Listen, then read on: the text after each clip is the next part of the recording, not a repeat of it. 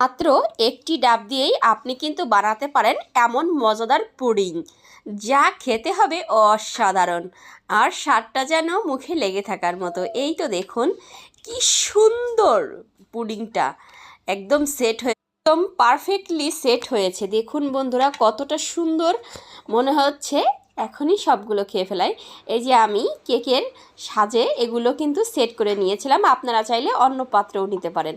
আমি একটু সুন্দরের জন্য এই পাত্রগুলো, যাতে সব মানে পুডিংগুলো এক সাইজের হয় আর দেখতে অনেকটা সুন্দর লাগে, এক একজন এক একটা দিব। এই জন্য আমি কিন্তু এই যে ডাবের শাঁসগুলো সুন্দর করে চাকা চাকা করে কেটে নিয়েছিলাম আর দিয়েছিলাম কিছুটা ডালিমের দেখুন বন্ধুরা কতটা সুন্দর হয়েছে।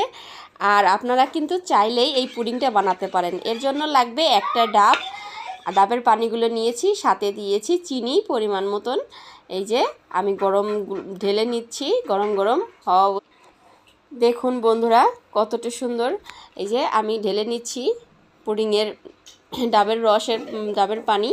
দেখুন এভাবে আপনারা ঢেলে নেবেন। এরপরে কিন্তু তো সহজ পদ্ধতিতে বন্ধুরা আমার মনে হয় আর কেউ দেখাবে না। দেখুন এই যে ডাবের পানিগুলো আমি কেটে নিয়েছিলাম আর ছেঁকে নেবেন কিন্তু অবশ্যই। আর এর সাথে নিতে হবে আগার আগার হাইকো পাউডার।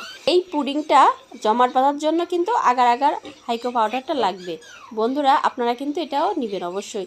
অবশ্যই 1 চামচ নিলেই হবে, না হলে 1.5 চামচ, এই আর কি।